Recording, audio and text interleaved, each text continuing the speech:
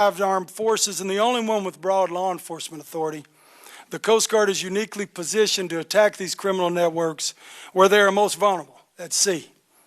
In the offshore transit zones, the Coast Guard employs an interdiction package consisting of helicopter, high-speed pursuit boats, and, of course, highly trained boarding teams. We seize multi-ton loads of drugs at sea before they are broken into small quantities, which are extremely difficult to detect and cause devastation at each step of their journey as they make their way to North America.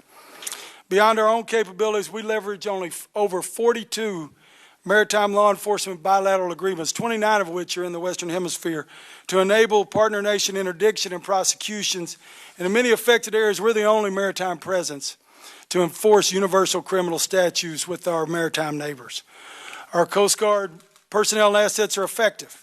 Coast Guard and partner agencies interdicted more cocaine at sea in 2016 than was interdicted in all the land and across our country by all federal, state, and locals combined, because we get it in bulk quantities offshore, sometimes in the thousands of kilos. And by doing so, we push the border south, protect the nation, and significantly impact transnational criminal organizations. Beyond demonstrating our effectiveness, these statistics indicate that cocaine and illicit trafficking of all kinds are unfortunately on the rise. However, resource constraints and the lack of capable surface assets allow the U.S. Coast Guard to only attack or target 30% of the known cases. We have good intelligence, really high confidence intelligence. As a result of lack of resources last year, we were prevented from getting after 580 known smuggling events, and those shipments made their way on north. Unfortunately, other significant national security demands on our great Navy now preclude their participation in this area of operations. In his testimony before the committee, Secretary Kelly noted that there hasn't been a significant sustained Navy presence in the Caribbean and Eastern Pacific for almost 4 years. In that time, our Coast Guard has doubled down our presence in the region, and we are your armed force in the maritime approaches to the U.S. We continue to look for ways to increase our offshore cutter presence, and as I've said, we just don't have the assets to address all the intelligence that we have. For that reason, recapitalizing our medium endurance cutter fleet with our offshore cutter patrol program is a must to enable the Coast Guard to meet mission demand. We appreciate the support thus far, and continued support from this Congress will be essential as we move on to commission our first offshore patrol cutter in 2021. These new assets will make us more effective. Just like the other armed forces, we're also facing significant readiness challenges with our agent assets and infrastructure and a strained workforce. And like our fellow service chiefs, the Commandant has said, he believes it'll stay this way as long as the Budget Control Act is in effect. We'll continue to use risk-based approach to allocate our resources. We have an outstanding and dedicated group of professional women and men, as evidenced by the 201 metric tons of cocaine we seized in 2016. It's a Coast Guard record. Thank you for the opportunity to testify before you today and for all you do for the women and men of the Coast Guard. I look forward to addressing your questions and concerns. Thank you, Admiral Ray. Chair now recognizes Commander Beeson to testify for 5 minutes. Good morning. Chairwoman McSally, Ranking Member Vela, and distinguished members of the subcommittee. Thank you for the opportunity to appear today on behalf of U.S. Customs and Border Protection to discuss the evolving drug smuggling tactics and techniques used by transnational criminal organizations and how CBP is working to address this threat and secure our nation's borders. I began my career as a Border Patrol agent in 1985, and in my 32 years of service, I have seen the border change.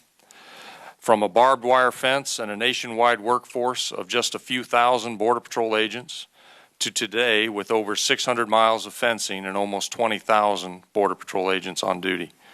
The border has changed and become more complex.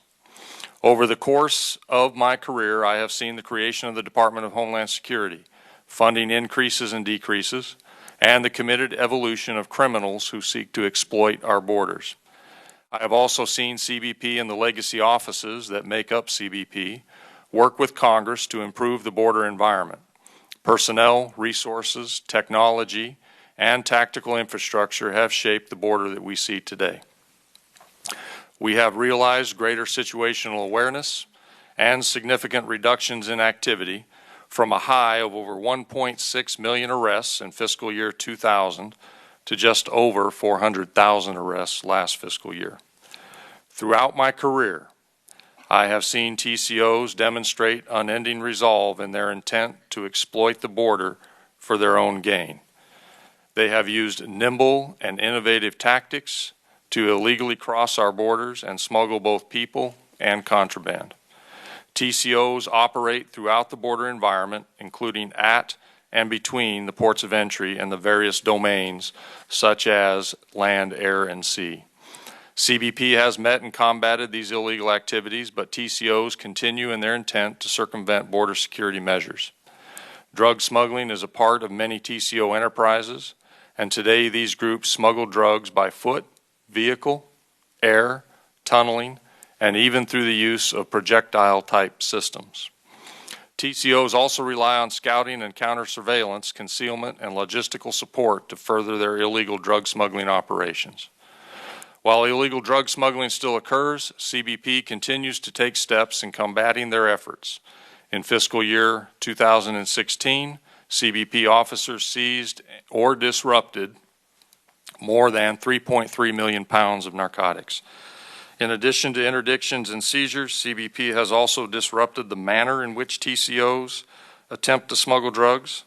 As an example, prior to fencing and technology deployments in the Tucson sector area of operations, over 1,000 vehicle drive-thrus were recorded in 2006, and last year only 18 such events recorded.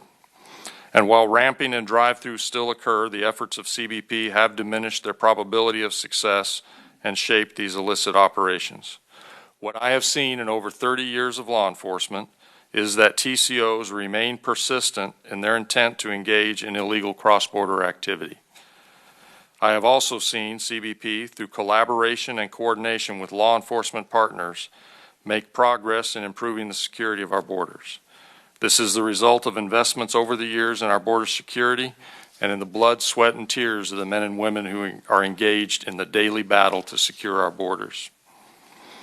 With continued support from Congress, CBP, in coordination with our partners, will continue to further refine and enhance the effectiveness of our detection and interdiction capabilities. And while TCOs may be intent in their smuggling operations, CBP is no less determined to safeguard the borders of this great country with vigilance, service, and integrity. Chairwoman McSally, Ranking Member Vela, and distinguished members of this subcommittee, thank you for the opportunity to testify today, and I look forward to your questions. Thank you, Commander Beeson. Chair now recognizes Mr. Allen for 5 minutes. Good morning, Chairwoman McSally, Ranking Member Vela, and distinguished members. Thank you for the opportunity to appear before you today to discuss the threats posed by transnational criminal organizations and the efforts of U.S. Immigration and Customs Enforcement to identify, target, investigate, disrupt, and dismantle these criminal elements. Today, I will provide ICE's perspective on the sophisticated smuggling threats that we face on our southwest border, the approaches that lead up to our border, and what we do to address TCOs and their smuggling activities before contraband arrives at our borders and even once it makes it to the interior of the United States.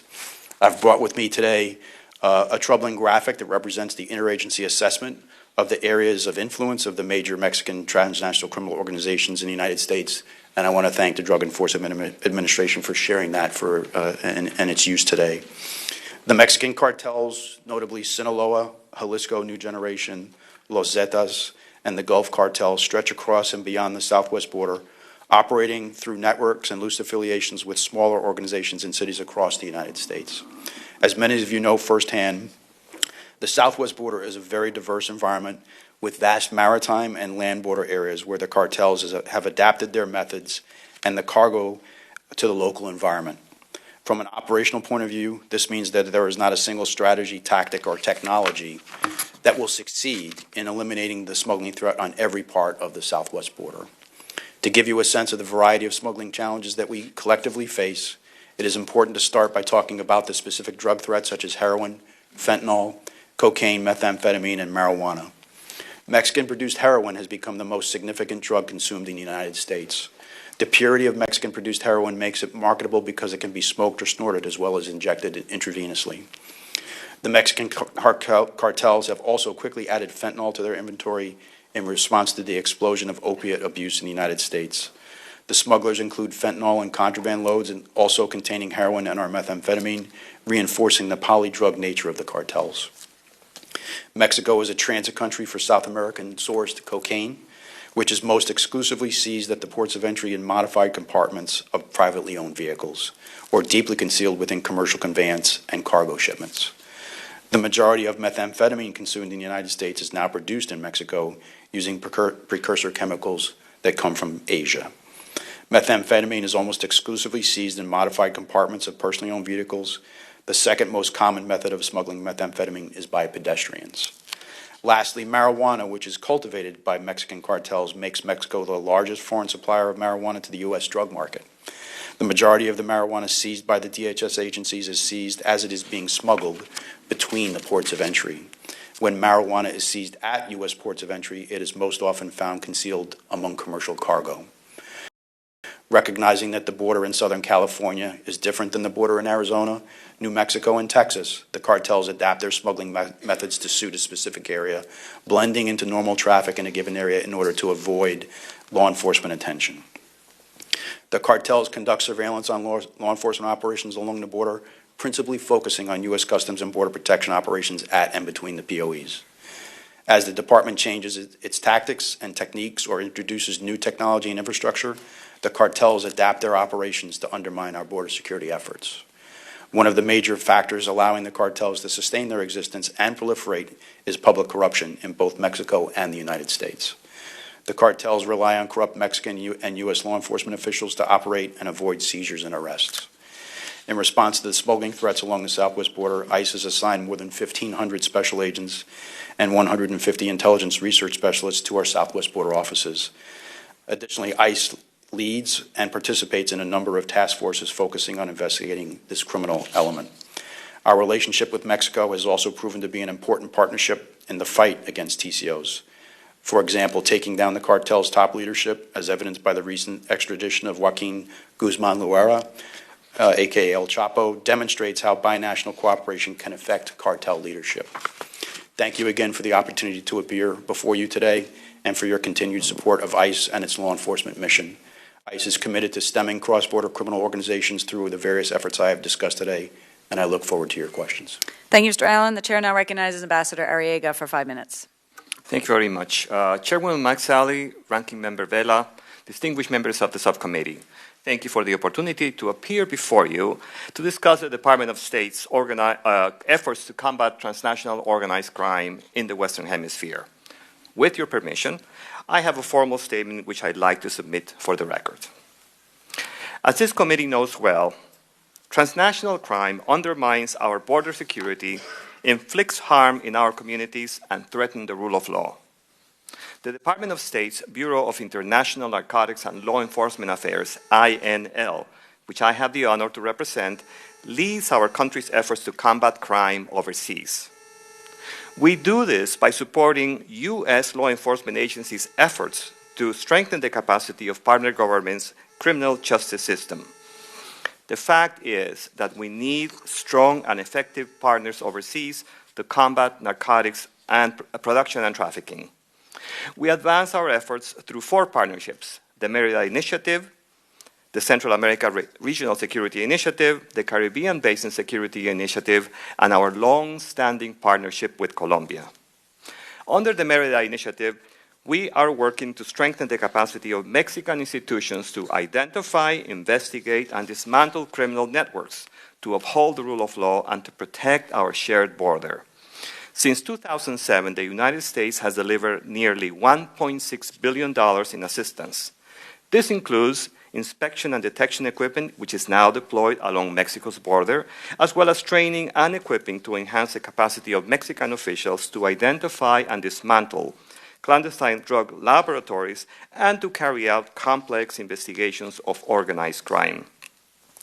Our investments, and I emphasize this, have fostered unprecedented collaboration between American and Mexican law enforcement authorities.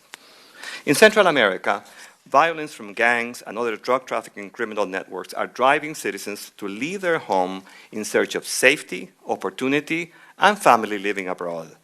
Many travel through Mexico in an attempt to reach the United States. Our programs in Central America help governments strengthen border security and fight narco-traffickers, transnational gangs, and human smugglers. In 2016, Central American security units, many of which are supported by U.S. law enforcement agencies, reported seizing over 116 metric tons of cocaine. On the corruption front, Honduras fired nearly 2,000 corrupt police officers, while in Guatemala, the Attorney General is bringing corruption charges against former and current high-level government officials. In the Caribbean, approximately 10% of cocaine movements destined for the United States stranded the region. Our programs support maritime interdiction by training and equipping law enforcement agencies in partner countries. In 2015, reported cocaine seizures in partner countries reached 24 metric tons, a 152% increase over the previous years. Let me conclude with Colombia. Colombia remains the world's largest producer of cocaine and is the origin of approximately 90% of the amount seized in the United States. In light of the troubling increase in coca cultivation since 2013, we know that we need to deepen our collaboration with our Colombian partners. The good news is that Colombia, with our support, has intensified their interdiction efforts. In fact, cocaine seizures increased 42% in 2016. The Colombian government has been our steadfast partner in the fight against crime and narcotics since before the start of Plan Colombia in 1999. We are confident that this partnership will endure. Let me close by reiterating our commitment to continue working with our partner governments to protect our homeland. But it must be said that achieving lasting change will be neither easy nor quick. We are encouraged, however, by results to date and remain confident that a sustained investment will benefit the security of the United States. Chairwoman McSally, Ranking Member Vela, again, thank you for the opportunity to appear before you today, and I look forward to your questions. Thank you, Ambassador Arriaga. I now recognize myself for 5 minutes for questions, and since we started late, I'm going to start off by yielding to my Vice Chair, Mr. Hurd from Texas, and I'll go at the end of our colleagues. Thank you, Chairwoman, and to our esteemed panelists, appreciate y'all being here today and for all the work that you and the men and women in your organizations do. I recognize the difficulty of the task. Admiral Ray, my first question is to you. In your opening remarks, you talked about how 30% of the intelligence is action on. That's high confidence intelligence. What would you need to get that number to 100? Sir, thank you for the question. I don't know if we'll ever get it to 100, but to raise it to the levels that we'd like to see it, it's pretty straightforward. You need more Coast Guard cutters on the water and the package that goes with them, the airborne use of force helicopter, the overhead maritime patrol aircraft. And when you raise that number right now, our current numbers down in that transition region are about 6.0 cutter presence, and usually we have 4 airborne use of force helicopters. And so that's what we're able to action, the 30% to raise it up. You double that, and you'd make a pretty good dent. That's why our offshore patrol cutter program, which is a recapitalization, is so important for that. Can you give us some context of how it would, let's say you were able to double your resources. How long would it take to actually make that operational? Well, once we put the resources in theater, sir, the long pole in the tent is building these ships out. The first offshore patrol cutters, with the support of the Congress, we've got it under on contract, and she'll be commissioned in 2021, and that's a fleet of 25. Now, there's more bills to pay on that, and that's why we appreciate your support in advance. And as soon as they're commissioned, we put them down the range. That's our highest priority mission area, or one of our highest. And we have the folks. We have the people. Well, they would come with the ships, sir. We would be recruiting those and building the force as the ships came online. Good copy. And my next question is to Chief Beeson and Mr. Allen. My sense is that when it comes to, let's call it the ground war, we're having the opposite issue that we have on the seas, where the level of intelligence that's coming out of the TCOs and the groups operating from in Mexico and the rest of Central America can be increased. I've always said that when you look at the 19 criminal organizations that are operating in Mexico alone, that we're not making them a national intelligence priority. Do you disagree with that assessment? Would you like to see more NSA collection, more CIA collection on the threat in order to drive your operations? And Chief Beeson, I'll let you go first. Thank you, Congressman. We do work with the intelligence community to get information. So my experience most recently has been as the chief of the Tucson sector and as the commander of that task force there in Tucson. And we have been able to synthesize, if you will, if that's the right word, the intelligence that we receive from the intelligence community, and then take action against it. We work very closely with Homeland Security investigations. They have personnel assigned to our facility where we handle that type of information. When there's an interdiction based on that type of information that we have been able to do parallel construction on and such, we will hand that off to them, and they will, of course, take it to fruition with regard to the investigation. We're always looking for ways to improve on our intelligence capabilities, and that's something that we continue to work at, is to get better and better at the intelligence. Mr. Allen, what would be helpful to improve the intelligence collection? I would, echo Chief Beeson's comments. We work on a daily basis with the intelligence community. I think, and no one's going to turn down any more assistance or more information. I think our biggest challenge, and I think what we're seeing in our investigations that we have that I think the IC could really help us with, is what I would call network identification and identifying the networks that are out there. More and more, I think the challenges that we face is the ability to kind of illuminate the network and figure out and connect people and events in ways that we could use in a prosecution. I think there's always been a challenge in turning intelligence into evidence, because in the end, our primary focus is criminal investigations, and our goal is to present cases for prosecution. And while it's great to know, and there's a not so fine line difference between intelligence and evidence, and in our world, we need to be able to turn intelligence into evidence. Good copy. Thank you. I yield back. Thanks, Chair. Now recognize the Ranking Member Vela for 5 minutes. Thank you, Admiral Wright. Just want to point out that your personnel have been tremendous over the last 4 years as I've been on this committee.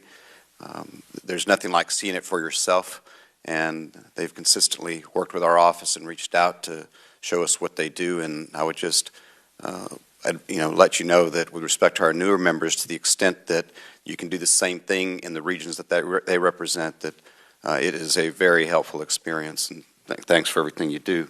I think my first question is for Chief Beeson and Mr. Arriaga, and if you could comment, you referred to the eradication efforts in Colombia, and if you could maybe go first, Chief Beeson, just generally summarize where we are with respect to eradication efforts in Colombia and the other two South American countries where we see cocaine production, and then maybe briefly comment on that as it pertains to poppy production in Mexico.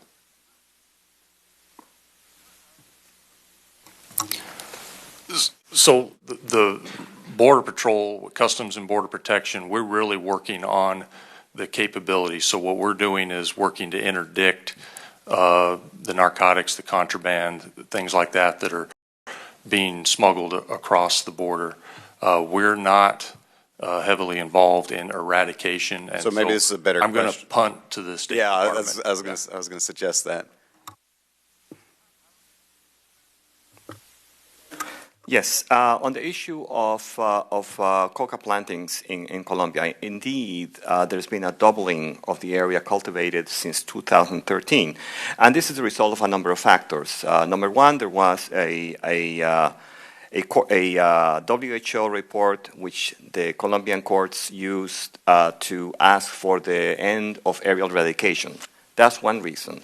Another very important reason is as our aerial eradication continued quite successfully, the coca planters took countermeasures to cultivate in areas where aerial eradication was made difficult, to plant it in areas where aerial eradication was not allowed. For instance, some of the indigenous areas, some of the border areas, some of the mountain areas.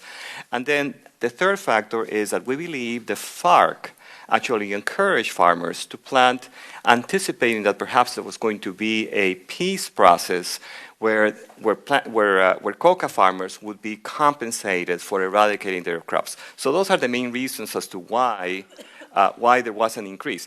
Nonetheless, the Colombian authorities are very much committed to eradicate manually, to eradicate voluntarily, and we are in very intense conversations with them to figure out how we can support those efforts. There's also the interdiction part, but that refers mostly to the actual to produce cocaine. Well, and in the future, I think what I'd like to do is explore that issue and compare eradication efforts in the other countries and, for example, poppy production in Mexico. But I'll go ahead and move to my next question for Mr. Allen, but I think this is something perhaps probably deserving of a hearing in and of itself. But Mr. Allen, my question for you is, how would you, with respect to our cooperative efforts in Mexico and with law enforcement in Mexico and the United States, how would you describe the state of that cooperative effort today, and what would you like to see in the future? I think the one-word answer is good, and I would expand on it by say growing. I talked earlier about our goal being criminal investigations and criminal prosecutions.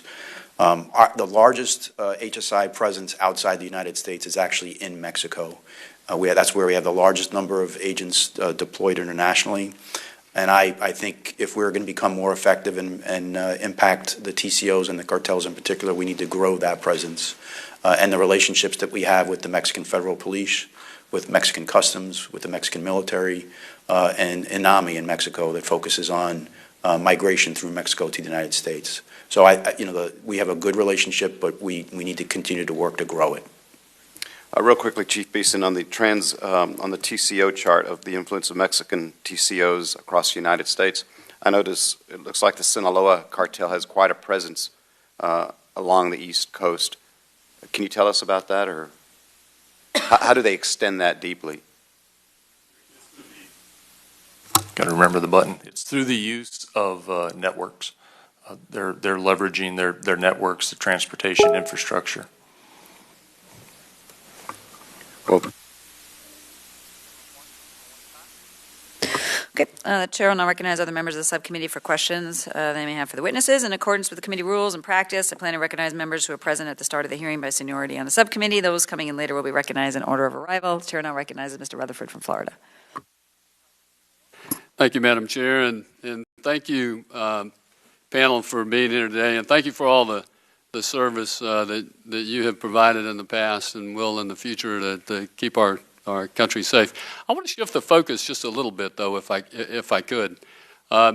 Admiral Ray, we've talked a lot about the drugs and the harm that brings to our country, but also the United States Coast Guard interdicted several migrants from former Eastern Bloc countries in fiscal year 15 and 16. Could you please discuss how it's not just South and Central Americans that these cartels are smuggling into the United States, but also people from other countries? And in addition to that, could you address the potential of foreign terrorists utilizing these cartels to utilize the maritime domain to gain entry to the U.S. and do us harm?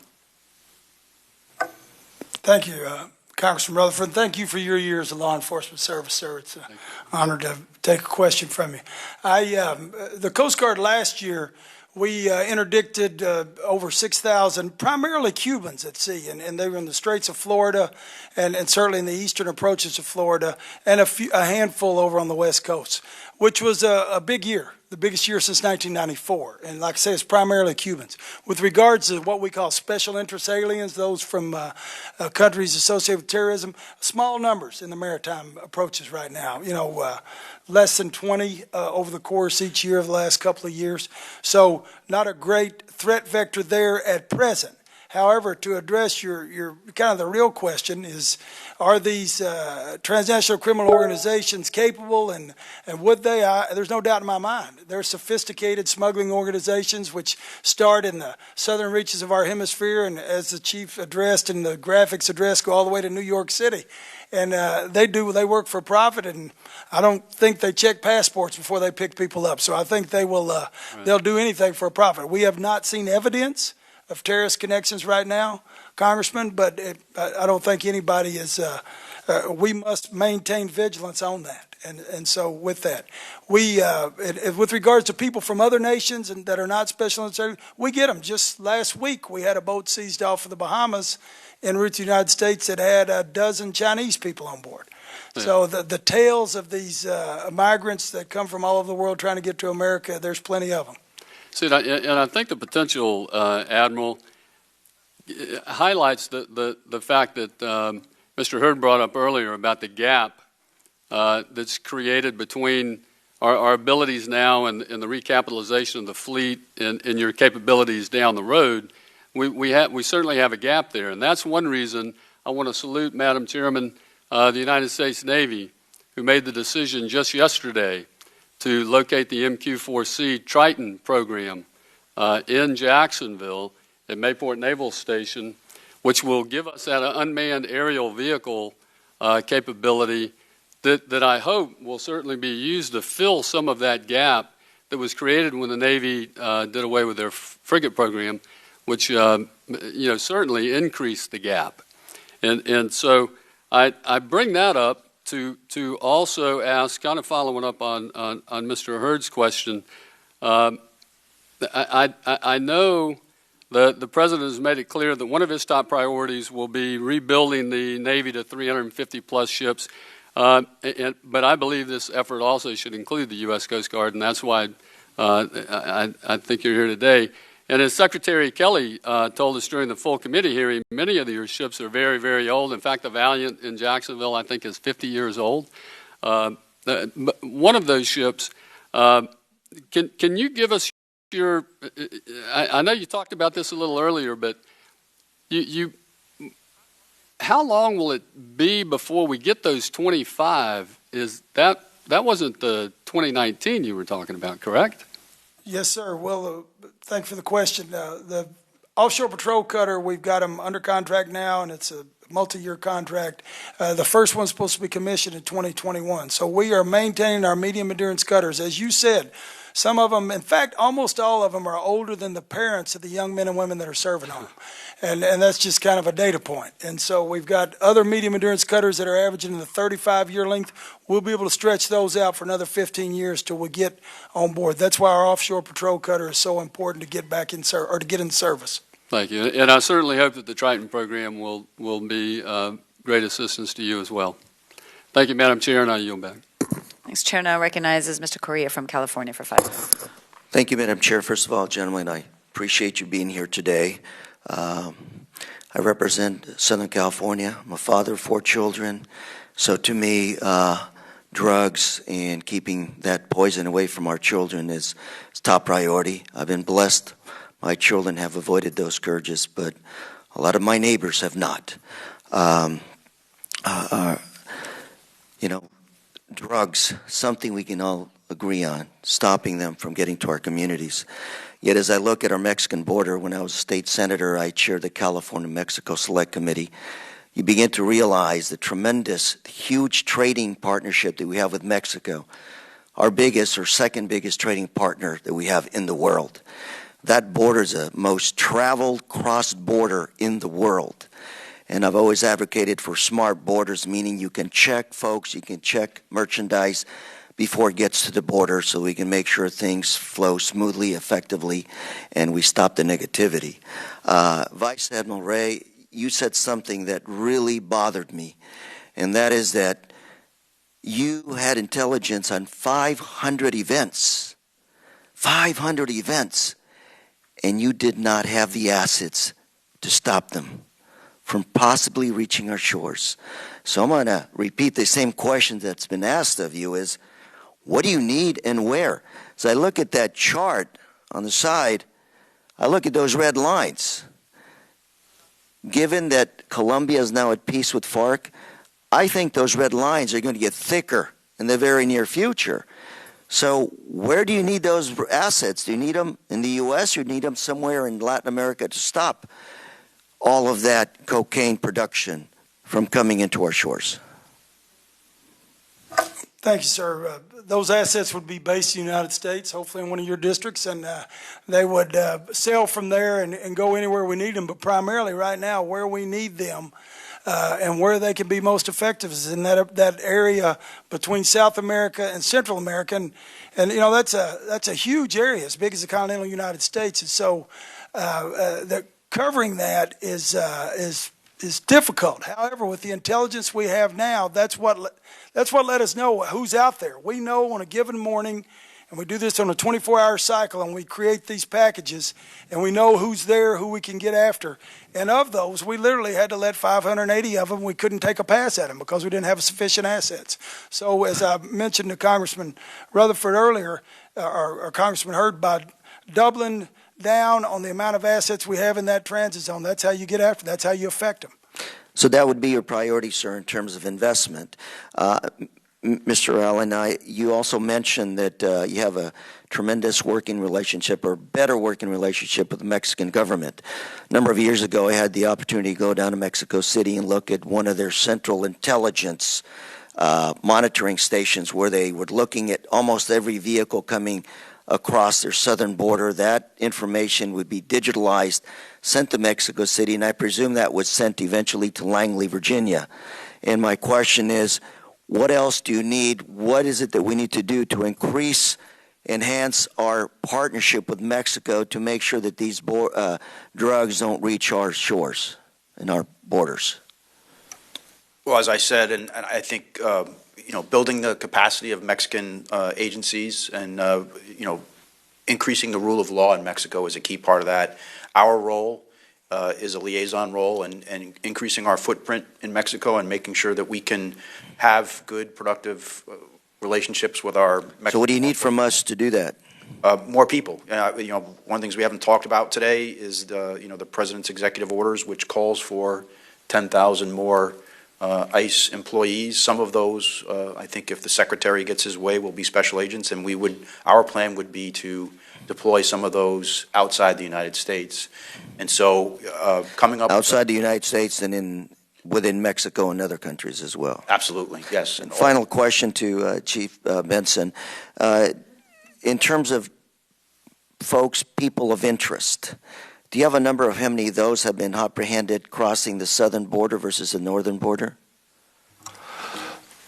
So when we talk about, we would use the term special interest alien. We're looking at folks and their travel patterns, where they have been, that would lead us to have some concern about those individuals.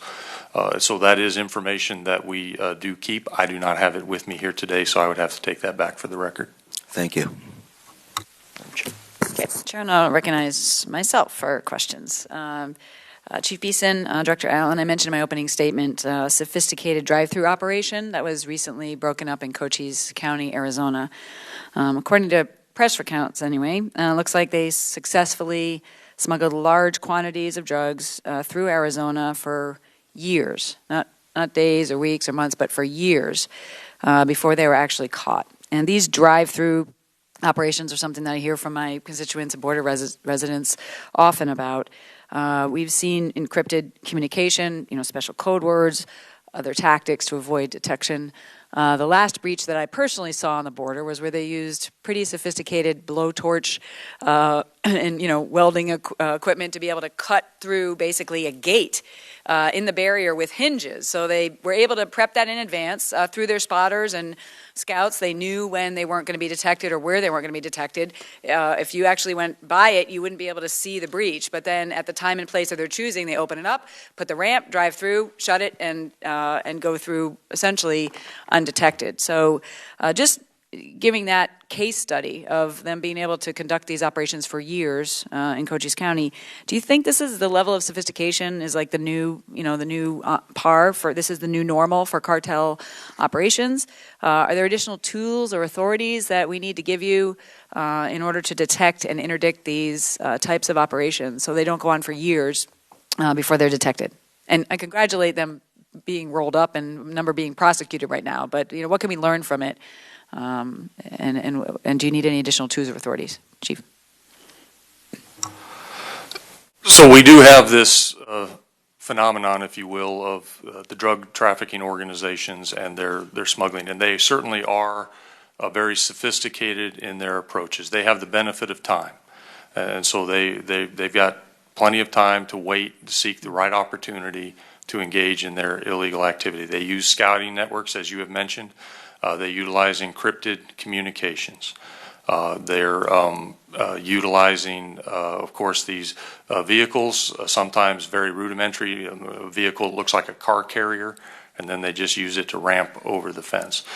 For us to combat that, we are continuing to work on situational awareness, making sure that we are improving our detection capabilities along the southwest border. Very critical for us to continue to engage with our law enforcement partners, certainly with Homeland Security investigations, to make sure that we are all sharing the same information, know about who the networks are, who's operating in the area, and then, of course, getting information from the intelligence community that's going to provide us with the pre-event intel so that we can take action against these folks as they're... And are there any, I know we've been out there visiting, are there any additional tools specifically related to, or authorities related to intercepting or cracking the encrypted comms? Or, we introduced a bill last Congress related to the scouts, that oftentimes when you roll them up, you can't prosecute them for anything unless you can tie them to a specific drug load. So we made that a federal crime. It didn't make it into law, but we're going to keep pushing that issue. But are there any additional tools or authorities you need in order to get out in front of their decision loop and their techniques? So we have had some success against scouts, as you mentioned. We have been able to prosecute some of them. It does require some effort, right? I mean, good solid police work to sit there and investigate and do that, and we're certainly happy to do that and do that very well, I think. And we've been having what I think is a really good relationship with the U.S. Attorney's Office in terms of being able to present these cases and for them to take a prosecution on individuals that really don't have any narcotics with them, but they're still able to prove conspiracy and take those cases. We're going to continue to plug away on technology, certainly on the tactical infrastructure, the barriers, and we need to keep applying those things to really improve the situational awareness that we need along the border. Mr. Allen? The one thing I would add to Chief Beeson's picture there is the foreign piece. There was a very good example last year, just south of your district, or in your district, but on the Mexican side, where by having a good relationship with our Mexican counterparts, we were able to make sure that the border was not actually a barrier. And when we had information about a failed drive-through or a drive-through that had been thwarted, we were able to cue Mexican law enforcement to go and take law enforcement action on the Mexican side. And I think that's another piece that we need to continue to work on to make sure that, when we do develop intelligence about a drive-through, we can, if we can't action that on the U.S. side of the border, we can action it on the Mexican side. Great. Can I follow up on that? In all of your testimony, most of your testimonies, you talked about better coordination with authorities in Mexico, yet endemic corruption, through their government and law enforcement. How do you balance those two and cooperating but not tipping them off related to the elements of corruption that would be involved in your partner agencies? I'll start on that, and some of it, first of all, you have to go in with your eyes wide open, and you have to, acknowledge right up front that corruption is a challenge. But some of it comes down to who you talk to and where and at what level of government. Our best relationships are often in Mexico City, away from the border. And as an example, to kind of demonstrate how important that can be, last year, HSI and CBP and state and local law enforcement authorities in Arizona did a somewhat unprecedented operation in which we identified targets in northern Sonora that we had indictments on in the United States and we wanted to go get. We enlisted the support of the Mexican Federal Police and got them to send more than 100 law enforcement officers and stage on the U.S. side of the border in Arizona and conduct, frankly, an air mobile assault into Mexico from the United States, fully armed, and coordinated amongst all the U.S. agencies from the State Department through all law enforcement, very successfully, and was not compromised because we worked with U.S. trained, U.S. vetted law enforcement units that made that possible. And I think that's the way we want to continue to move. Great, thanks. I'll have another round of questions, but my time's expired, so the chair now recognizes Ms. Berrigan from California for 5 minutes. Thank you. Gentlemen, thank you for your service and thank you for being here today. I want to start with you, Vice Admiral Ray. There's been a lot of talk of building a wall on the southern border and investing $25 billion or so in it. If that's done, do you think that's going to increase and shift more focus onto the seas and our maritime ports of entry? I think there's a high likelihood of that, ma'am. We found that when determined illegal traffickers meet a hard barrier on the land, then there's a percentage of them that will go to sea and try their hand there. We see it on both sides of the country when it comes to illegal smuggling and when it comes to human trafficking. So I think there's a reasonable potential for that. And you also testified about if you had resources, it may be a good place to put it in the seas between, I guess, the U.S. and Central and South America. What about, do you foresee any increased threats coming into the west side of the U.S. coast? Or is there a greater need down in that area that you mentioned? We would do both, ma'am, in answer to your question. We have an ongoing operation just south of L.A. from San Diego north called Baja Tempestad, where we work with our partner agencies, and we've had a big effect and quite a few seizures of marijuana trafficking going along there and illegal smuggling, and we've been doing that ongoing for the last 4 years. So that's an ongoing right at our border operation. When I talk about the downrange, further down, closer to Central America, that's where we have the effect, because that cocaine is bound for Central America, where it causes all the unrest and criminal activity, and it's just fuel for the fire there in those violent countries. And that's what drives the young people out of there, and that's why they show up on our border. So it's both of those. Great. And the last question I have is for everybody. We've been hearing a lot from all the panelists talk about the importance of the U.S.-Mexico relationship, the importance of the role they play in helping us address and deal with the drug cartels and the criminal organizations. Yet, we've been hearing from this administration lots of talk about building a wall, about having Mexico pay for the wall, even about talks of a possible tariff of 20% on Mexico. One of my concerns is all this talk is going to weaken the cooperation between the U.S. and Mexico, having us become less of a partner, I should say, between the two. Can you comment on what would be the impact if we had that? If we had the U.S. and Mexico weaken the cooperation, what that will do on the impact to the drug cartels and us having the ability to fight that threat?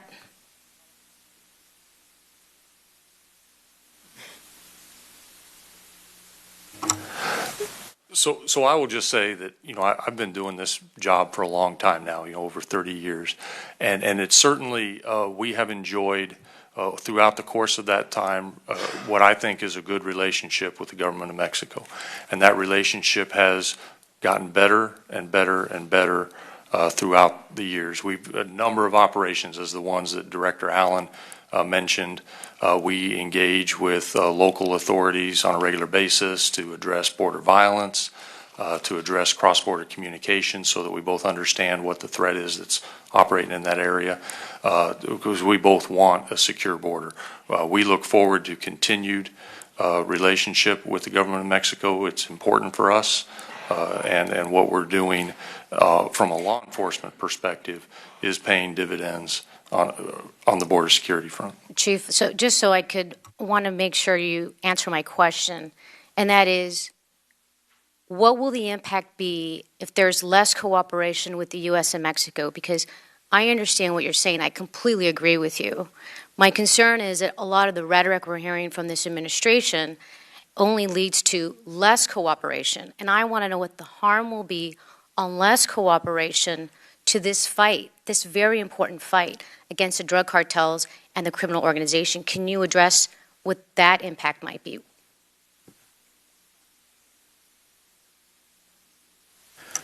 I think the short answer is that it would hurt it. But I think, as Chief Beeson has mentioned, and I think our experience would illustrate as well, we have weathered similar storms before in our relationships, and fortunately we deal very well law enforcement to law enforcement with our Mexican counterparts.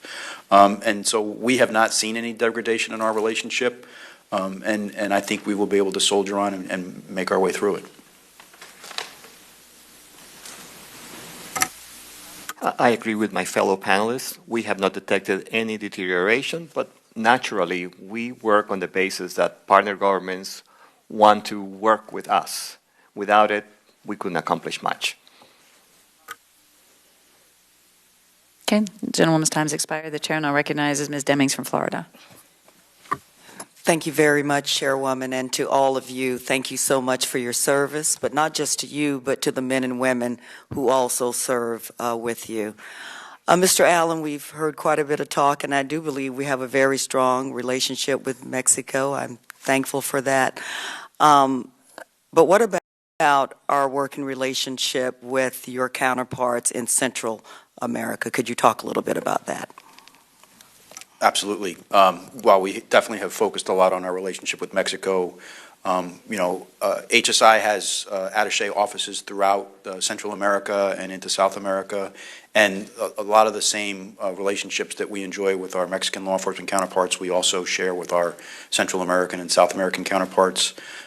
In my written testimony, one of the things we talk about are our transnational criminal investigative units, where we work cooperatively with U.S.-trained investigators from host countries that allow us to project our priorities and our authorities into the areas that provide that land bridge to the United States, whether it's drug trafficking or illegal migration. And we see those relationships as just as important as our relationships with our Mexican counterparts, because in the end, the further we can push out that border and identify bad things or bad people that are coming to the United States, the better off that we are by pushing out that border. What do you think can be done to better improve or enhance that relationship? You talked about the number of agents that you have on the ground in Mexico. What could be done to enhance that relationship in Central and South America? I would say continuing to help them build their capacity, working with the Department of State, in particular INL, who often funds a lot of our relationships, and the U.S. training that we provide to our foreign counterparts is often funded through INL. And so increasing the ability to help them improve their capabilities, which in turn helps us protect our border, is a key part of that relationship. Okay. Chief Beeson, in previous years, many agents have complained or requested communication systems that would allow them to better communicate and share information with their law enforcement partners. Is this still a challenge for you? And if so, what can be done to improve communications, intercommunications between those partners? We work, I think, very hard at improving relationships with our law enforcement partners. I mean, this is really for us, we look at it as a whole of government approach. We want to make sure that law enforcement agencies that are able to work with us on these border security issues, that we've got good communication. We Will anybody show up to that press conference? Oh, yeah, look at that. Historically, they didn't care about these things. For me, they showed up. So I think 12 o'clock in the East Room of the White House, we'll have a press conference. I just want to thank you folks for coming today. This was great. This was scheduled a long time ago. Some of my very, very early supporters, and I've been your supporter also. We're doing really well. The fake news media doesn't like talking about the economy. I never see anything about the stock market. Sets new records every day, Chris. I never see that. But I think the people understand it. We're giving a speech in Melbourne, Florida, on Saturday. I think it's going to be around 4 o'clock, and I hear the tickets, you can't get them, but that's okay. That's better than you have too many, right? So it's going to be great. I look forward to that. So that'll be Melbourne at 4 o'clock. I really appreciate you folks. You folks have been so great, and right from the beginning, and Tom, right at the beginning, just about every one of you right at the beginning. Some were a little after the beginning, but we forgive. Let's go around just for the media, and you'll introduce yourselves, and then we'll start talking, and I'll see the media back at 12 o'clock. Chris? Well, Mr. President, we're all honored to be here. This is really our Trump caucus reconvening for the first time in a little bit, but our first meeting was the first part of March. Duncan Hunter and I both endorsed you on February 24th, a week from tomorrow. So it's the 1-year anniversary, but this is the Trump caucus reconvening, and we're just so honored you're taking time out of your busy schedule to be with us. Well, these are real friends. Western New York. Thank you. That's right.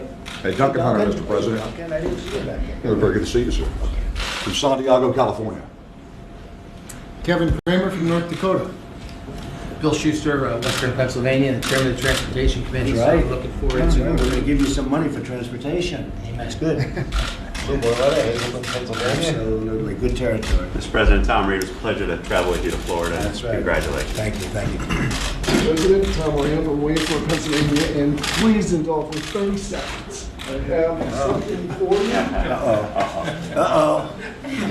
Something for you to sign, I think he means. I think this is great. Beware members of This is Congress. a portrait by an engineer, a gentleman, Joe Papalina, who, 60-some years old, never voted, never registered. He registered for you and voted for you. Wow. And he asked me to give this to you. There's a nice letter there. I'm sorry, Mr. Vice President, but that's that. I'll set this over here. That's beautiful. Thank you. He's quite a draftsman. He's a talented guy. I can see that. Names in there. And then I have Nice. the chairman and CEO of Little League World Series Baseball, That's Steve good. Keener. Right. And Mr. Vice President, I kind of figured that you would be here as well. So this is from the New York team last year that was in the World Series. Good man. That's for you. And this is a jersey, an original jersey of the New York team in the World Series last year, and this is for you as well. Well, thank you very much.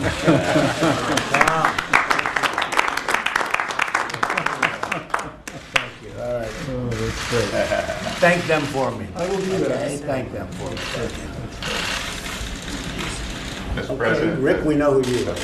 Scott Nasurlake from Tennessee, and I just want you to know that Tennessee is fully behind you. Marshall will attest to that. We're excited about the work you're doing. We know that health care and tax reform has to be done this year, and we like the work you're doing. We need you to help us continue to do it. We're going to get it done. And the healthcare is going really well.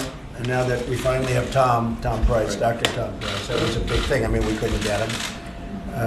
We are going to be announcing, I guess I'll do it at 12 o'clock, a new Secretary of Labor, who is really phenomenal. So that'll be at 12 o'clock.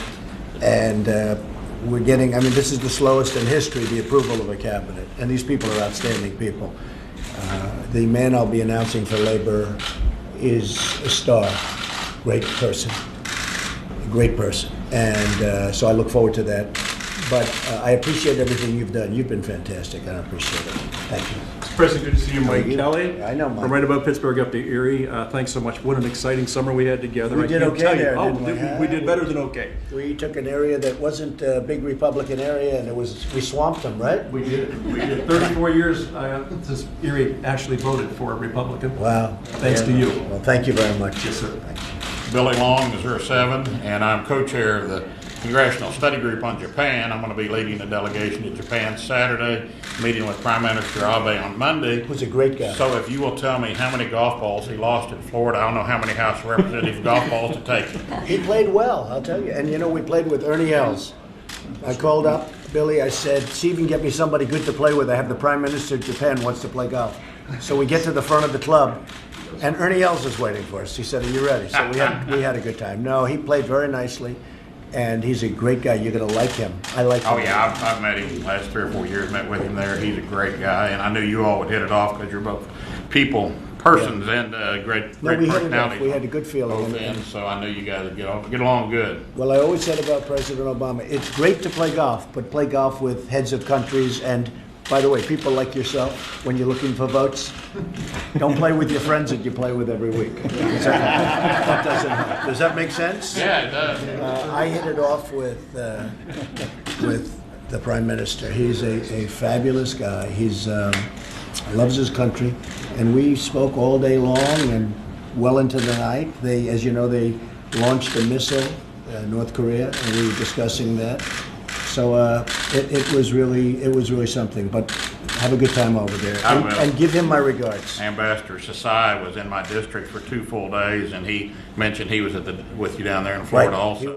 He's another great guy. He and his wife both. And one last quick thing, Fran Drescher from the Nanny said you were on the Nanny one time. She has a request with her battle for cancer that you have a cancer board that has one non-medical person, so she wanted me to put her name in the hat for that. My daughter came through a successful cancer battle. Yeah. You know what, if you would, Billy, why don't you give me that request, and let's see if we can do that. We will. Okay? I'll get it to your people. Thank Marcia?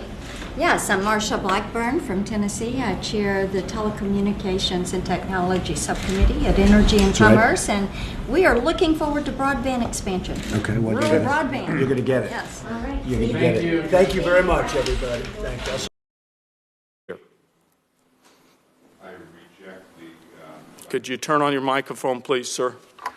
Yes, Senator. I have and will continue to reject the inflammatory comments. I have on the northern border. Okay, we're going into round 2 here. Vice Admiral Ray, as much as you can in an open setting, can you share some perspectives on increased sophistication of cartel activities in the maritime domain? We've heard about them armoring their engines to avoid being shot out, or using infrared technology, night vision devices, submersibles, those types of things. Can you share some other examples of what you've seen of their evolving tactics and sophisticated technology? Yes, ma'am, and I'll have to think my way through what I can talk about in this setting, but they're, without a doubt, as all the panel members have said, they are an innovative, adaptive, agile organization, and as you said in your opening statement, it's sophisticated operations, and if you can buy it in the open market, they got the funds to buy it, and if it's anything that has to do with locating illicit goods, communicating via satellite, they're doing it, and they get that. When it comes to their ingenuity on the maritime, it's really impressive that they can build in a ditch in the jungle in Ecuador a craft capable of sailing about the distances going from Florida to Washington State and carrying about 7,000 or 8,000 pounds of cocaine. I mean, that's pretty impressive. So incredibly innovative, incredibly resourceful, and so that's what makes the problem set tough, and they're adaptable. Great, thanks. Chief Beeson, we talk a lot about situational awareness and operational control. So on the land border, there's been much discussion today about pushing the border south and disrupting the networks, and that's all an important part of the strategy. But as any sort of breaches come to the border, whether it's going to go over, through, or under, or around, we've got to make sure we've got the situational awareness that those breaches are happening, and then the ability to have operational control to intercept those breaches as close to the border as possible. We've had many discussions about this. In a previous hearing last Congress, Acting Chief Vitello said that the situational awareness on the 2,000 miles southern border, if something breaches, if it moves, being able to see it real time is a little over 50%, 56%. Do you agree with that number? Has any of that changed? And what do we need to do in order to increase situational awareness so that if something moves, you see it? So Chief Vitello, I think, was referring to deployment density, and that encompasses situational awareness among other things, how you're, putting down your resources and things like that. From my perspective, that has gotten better. We have implemented integrated fixed towers in Nogales. As you know, we've got a system coming online in your district any day now, should be coming operational in Douglas. We have another system that will be going operational in Sonoyta in the very near future. And then let's not forget the value of men and women in the Border Patrol and certainly within Customs and Border Protection, the field office as well, being on the line and being able to observe and report what they're seeing. The barriers that we've deployed and that we'll continue to deploy, the technology that we've deployed, all of that has to have a response element built into it, and that's the men and women. So we need to make sure that we're continuing to deploy personnel, and certainly our objective is to get them down as close to the border as possible. Obviously, we want to push it south. We would like to get the traffic before it ever gets to us. Absent our ability to do that, we want to get it at the border. But then we do not want the border to become a single point of failure, and so we do need to be able to respond appropriately should something get past us on the line. Thanks, Chief. Additionally, we've talked a lot about the strategy of defense in depth in the rural areas, like my community, where we have fixed checkpoints, which still no real measurements of effectiveness there, but really allowing the cartels to traffic through communities for hours, days, miles, before they're potentially intercepted, which is a public safety threat. As we're coming with a new leadership, is there going to be a fresh look at that strategy and trying to push closer to the border as opposed to where we've had over almost 50% of the interceptions in the Tucson sector, as you know, are north of 5 miles for the border, and there's a lot of people who live in that area, and that's a continuous public safety concern. So we are constantly assessing our strategy and looking for ways to improve upon it. As I mentioned, our objective really, we want to work and push the border south as far as we can. I think we've had some pretty good success stories, a couple of which Director Allen mentioned here today, working with the government of Mexico to really get some of these bad things before they ever even crossed into the U.S. We're continuing to deploy the men and women down to the border with the objective that we're going to make the arrests as close to the border as possible. And on the whole, when you look at it, that's occurring in a wide number of areas. All right, folks, thank you for choosing us as your stream of choice. For the present moment, we have to shut down. There's going to be a President Trump press conference that's going to start in just a few minutes. So we are going to shut down, and we are going to go back up live in 15 minutes. In 15 minutes, we'll go back live. We'll continue watching what we're watching on the screen on that at that time. So, like I said, if you are new to our community, hit that subscribe button. Hit the little bell right next to it so you can get a heads up when we go live again. But like I said, we'll go back up live in 15 minutes for President Trump and his press conference. Thank you very much.